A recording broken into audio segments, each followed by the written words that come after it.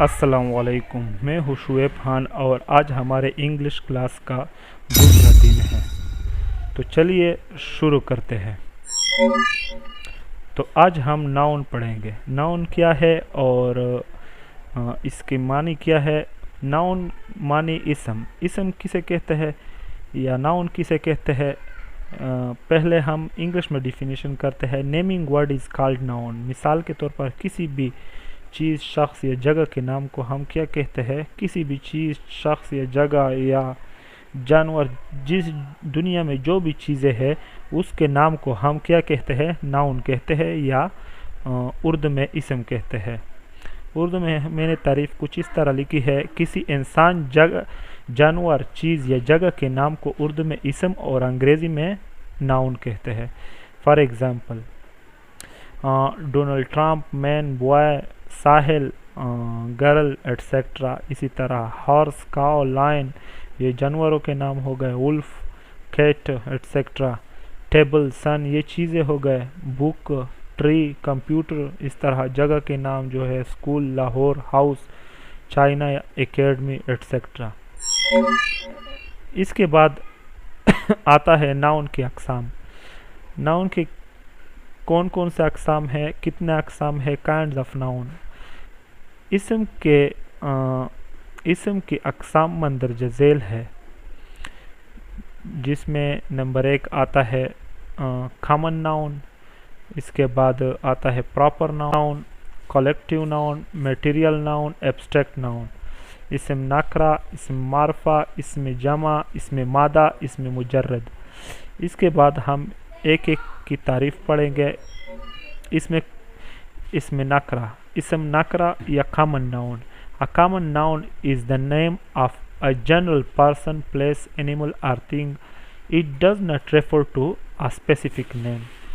وہ نام جو کسی عام شخص، جگہ، جانور یا چیز کے لیے استعمال ہوتا ہے، نہ کہ کسی خاص نام کے لیے اسم نکرہ کہلاتا ہے۔ فار ایگزامپل، یہ اسم نکرہ کہتے ہیں۔ For example school, city, boy, book, girl. اس طرح اس کے بعد آتا ہے پراپر ناؤن۔ پراپر ناؤن اسم معرفہ۔ A proper noun is the specific name of a particular person, place, animal or thing. کسی خاص شخص، جگہ، جانور یا چیز کے نام کو اسم معرفہ کہتے ہیں۔ مثال فار ایگزامپل اسلم، اسلم کی جگہ میں نے یہاں پر علی لکھا ہے۔ اسلم اردو میں بھی اسلم آئے گا۔ اسلام آباد، قرآن پاک، سارا، راوی ریور، دریائے راوی۔ اس طرح اس کے بعد آتا ہے کلیکٹیو ناؤن، اسم جمع۔ A collective noun is a word that name a group of people, animals or things. ایسا لفظ جو لوگوں، جانوروں یا چیزوں کے گروہ کو ظاہر کرتا ہو، اس میں جمع کہلاتا ہے۔ مثال کے طور پر ٹیم، کھلاڑیوں کا گروہ، کلاس، طلباء کا گروہ، فیملی، خاندان، فلاک، پرندوں کا جھنڈ، ہرڈ، جانوروں کا ریوڑ یا جانوروں کا جھنڈ۔ اس کے بعد آتا ہے abstract noun. An abstract noun is the name of a feeling, quality, idea or state that we cannot see or touch. ایسا نام ہے، ایبسٹریکٹ ناؤن ایسا نام ہے جو کسی احساس، خوبی، خیال یا حالت کو ظاہر کرے جسے ہم دیکھ یا چھو نہیں سکتے۔ اسے ہم اس میں مجرد کہتے ہیں یا اس میں مجرد کہلاتا ہے۔ فار ایگزامپل آنیسٹی، ایمانداری، ہیپینس، خوشی، لو، محبت، کائنڈنس، مہربان، بیوٹی، خوبصورت۔ اس کے بعد آتا ہے میٹیریل ناؤن، اسم مادہ۔ A material noun is the name of material or substance from which things are made. ایسا نام ہے، اس میں مادہ ایسا نام ہوتا ہے یا ایسا نام ہے جو کسی مادے یا چیز کو ظاہر کرے جس سے دوسری چیزیں بنائی جاتی ہے، اس میں مادہ کہلاتا ہے۔ فار ایگزامپل گولڈ، سونا، سلور، چاندی، آئرن، لوہا، ووڈ، لکڑی، کاٹن، کپاس۔ اس کے بعد آتا ہے اسم کی حالت یا cases of noun. The noun has the following three cases. اسم کی مندرجہ ذیل تین حالتیں ہیں. نمبر ایک نومینیٹیو کیس حالت فاعلی, آبجیکٹیو کیس حالت مفعولی اور پوزیسیو کیس حالت اضافی. پہلا کون آتا ہے؟ حالت فاعلی یا نومینیٹیو کیس.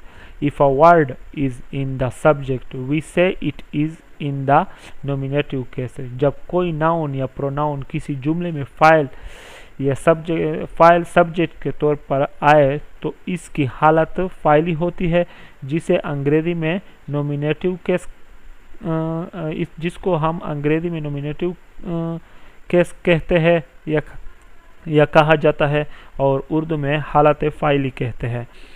مثال کے طور پر شعیب went to پشاور، شعیب پشاور گیا. I have a book، میرے پاس ایک کتاب ہے. You broke a glass، تم نے گلاس توڑا.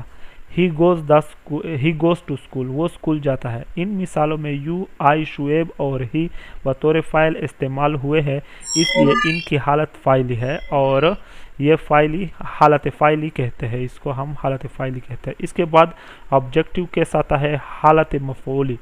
If a word is in the object, we say it is in the objective case. جب ناؤن یا پروناؤن کسی جملے میں مفعول کے طور پر آئے تو اس کی حالت مفعولی ہوتی ہے، جسے انگریزی میں آبجیکٹیو کیس کہتے ہیں اور اردو میں حالت مفعولی کہتے ہیں. For example we have 7 balls، ہمارے پاس 7 گیندیں ہیں. حیدر went to اسلام آباد، حیدر اسلام آباد گیا. You broke this table، تم نے یہ میز توڑی. عائشہ sing a song، یہاں پر میں نے عائشہ لکھا ہے اور یہاں پر سلمہ. یہاں پر ہم عائشہ گانا گاتی ہے یا سلمہ گانا گاتی ہے، سلمہ sing a song یا عائشہ sing a song، اس سے کوئی فرق نہیں پڑتا. ٹھیک ہے. ان مثالوں میں بالز، اسلام آباد، ٹیبل، سونگ، لیٹر بطور مفعول استعمال ہوتے ہیں، اس لیے ان کی حالت مفعولی ہے اور اس کو ہم انگریزی میں آبجیکٹیو کیس کہتے ہیں اور اردو میں حالت مفعولی کہتے ہیں. اس کے بعد پوزیسیو کیس یا حالت اضافی. دا پوزیسیو کیس شوز پوزیشن. جب کوئی ناؤن یا پروناؤن کسی جملے میں ملکیت یعنی اضافی تعلق کا اظہار کرے تو اس کی حالت اضافی ہوتی ہے، جسے انگریزی میں پوزیسیو کیس کہتے ہیں. For example Ahmed book was stolen, Ahmed کی کتاب چوری ہو گئی. Girls pens are in the bag, لڑکیوں کے قلم بستے میں ہیں. The frame of the picture is new, تصویر کا فریم نیا ہے. The handle of the door is broken, دروازے کا ہینڈل ٹوٹا ہوا ہے. یاد رکھیے اردو میں حالت اضافی کو کا کے کی سے ظاہر کیا جاتا ہے اور انگریزی میں اسے یہ جو نشان کیا گیا ہے ایپوسٹرافی کے بعد لگا کر کرتے ہیں، جیسا کہ مثال نمبر 1 اور مثال نمبر 5 میں دکھایا گیا ہے. نمبر 2، کسی ناؤن کے آخر میں اگر پہلے ہی ہو تو اس کے بعد صرف یہ ایپوسٹرافی لگاتے ہیں، جیسا کہ مثال نمبر 2 میں لگایا گیا ہے. اگر ناؤن بے جان ہو تو پھر ایپوسٹرافی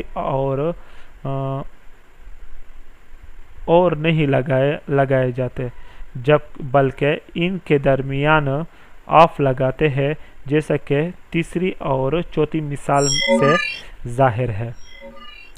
اس کے بعد روزمرہ زندگی میں جو جملے ہم بولتے ہیں وہ میں نے کچھ جملے لکھے ہیں یہاں پر، وہ ہم پڑھتے ہیں اور آپ لوگوں کو ان کو یاد کر کے اسکرین شاٹ لے کر یاد کرنا ہے اور سیکھنا ہے اسے. ٹھیک ہے. روزمرہ بول چال کے لیے مفید جملے. نمبر 1، ناؤ سوئچ آن یا are turn into electric Bilour, اب بجلی کی مدانی لگا دو. Now I am square with you، اب میرا آپ کا حساب صاف ہے. The next station is Lahore، اب آگے لاہور کا اسٹیشن ہے. There is still half an hour for the train to start. ابھی گاڑی روانہ ہونے میں نصف گھنٹہ باقی ہے یا آدھا گھنٹہ باقی ہے. پلیز کیری یور ہول ڈال. اپنا بستر باندھ کر اٹھا لیجئے یا اپنا بورا بستر باندھ لیجئے. اچھا. Don't lose your temper. اپنا بوریا بستر باندھ لو. سوری یہ اس طرح pick up your bag and baggage. اپنا بوریا بستر باندھ لو. اس کے بعد 7 آتا ہے ڈونٹ لاس یور ٹیمپر. اپنا توازن مت کھو. Don't waste your time. اپنا وقت برباد نہ کرو. Many head many mind. اپنی اپنی ڈفلی اپنا اپنا راگ. یہ ایک محاورہ ہے. Many heads many minds. Mend your way. اپنی عادتیں درست کرو. Keep your lane. اپنی قطار میں رہے. Don't write anything on your books. اپنی کتابوں پر کچھ نہ لکھو.